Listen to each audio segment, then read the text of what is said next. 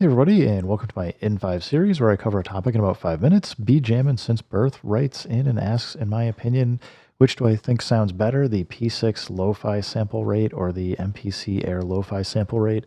I have set up and loaded in just a drum track. I mean, you can do these kinds of comparisons all day with drums and strings and everything else. And personally, I would say you get different sounds from different content that you use, so it's not immediately apparent or easy to compare.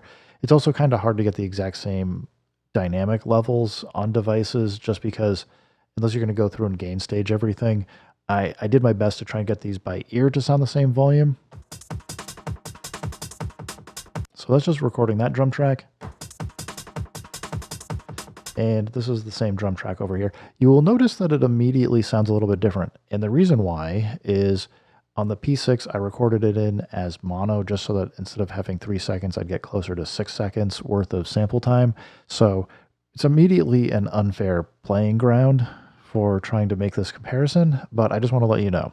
So if you're curious, if you got headphones and you can hear the difference,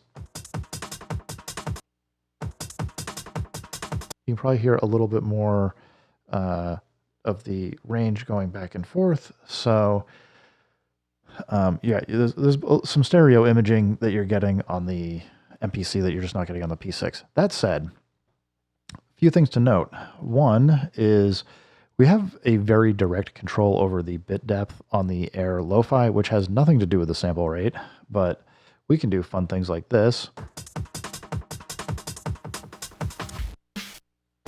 And like just really crunch it up. That is not an effect that you're going to get quite so much on the Roland P6 because it doesn't, what we have for available options don't get quite that crunchy. But the sample rate here, you can really reduce the sample rate. It's going to sound fairly similar in some ways to the bit depth change. The nice thing is we also have the mix, so you can adjust how much of the original sample that you want. I'm leaving it at 100% just so that you can hear just the effect. We also do have distortion in here, which allows you to get in. You can start clipping and overdriving the sample so you can make it louder. You get like you got rectify. We've got some noise mods in here. So I think there's a lot of sound design potential just in the Air Lo-Fi that's here. And we even got anti-aliasing, so you can go in and try and do something like that old school anti-alias correction. Actually, maybe not, might not even be doing some of the old school style. That may be just modern. I don't know. I'd have to go reread the manual.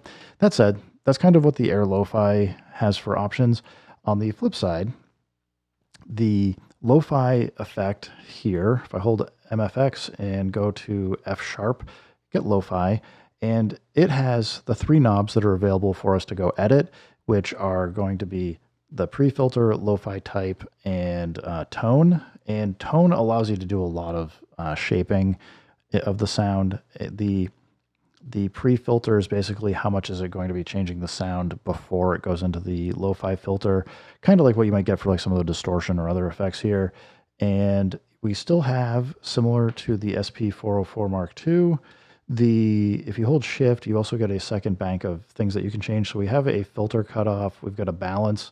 So like I'm going to keep it at 100%. So basically 0, 100 means 0 of the original signal, 100% of the changed. And then we got level, which this is actually, I would say keep it at 100 probably, just to max out that sound. But this is another thing where I'll just note really quick, there are some times where you want to have an effect that you can adjust the level of just a specific sample or things going through a bus. You can do that similar trick that you can with the SP404 Mark II.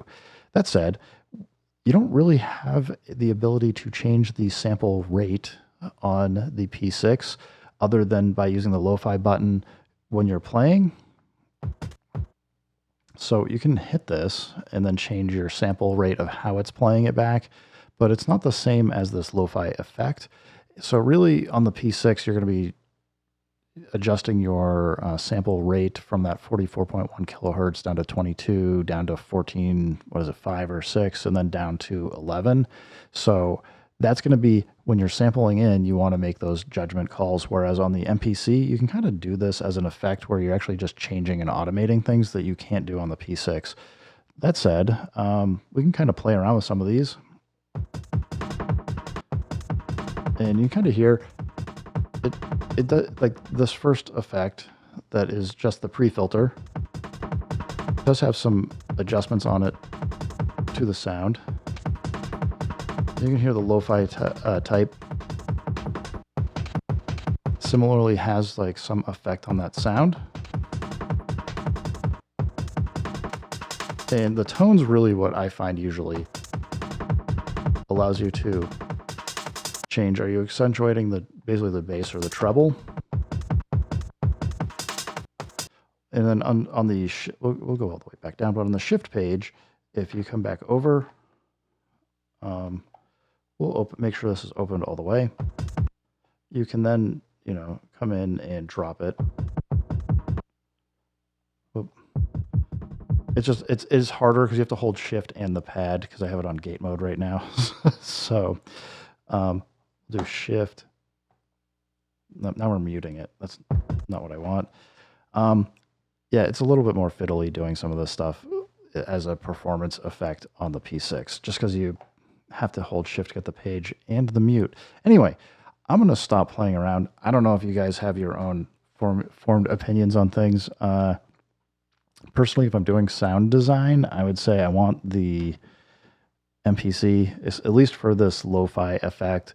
If I just want something that I can grab and make a quick change and kind of have the tone and some of the other things, I would say the P6. It tends to be more immediate, and you can only do so many things. So I don't know. It just depends on what I have with me and what I'm trying to do for a specific sound or effect. That said, I will say I almost never use the Air LoFi effect. I don't know. There's other ones that I find to reach for more, like Flavor Pro and other things that are on here. The lo-fi effect on the P6, I would say I also almost never feel like I will reach for, because I just never reached for it that much on the SP404 Mark II either. I was usually going for either like the 303 or 404 vinyl sim cassette, the super filter, and some of those other ones that have a very quick immediate change. And otherwise, I feel like on the P6, it's going to be me more thinking about what is the sample rate I want to record in at, and kind of playing with that. So I know that's not like a really clear or direct answer, but I would basically say, I guess it comes down to, what am I trying to do? Am I trying to do a lot of sound design and I want a lot of effects? I'm going to come for the MPC. And if I just want something to have in my pocket that I could play around with and have a limited set of things, choices, ideas, I'm going to go for the P6. I don't know how you're going to be on that, compare them very well, because they are two completely different systems. Anyway, BJM, thanks for the question. Hope I helped you out, and or at least gave you some things to think about. Everybody, thanks for stopping by. Keep making music, keep having fun. Remember, if it sounds good, it is good. And peace.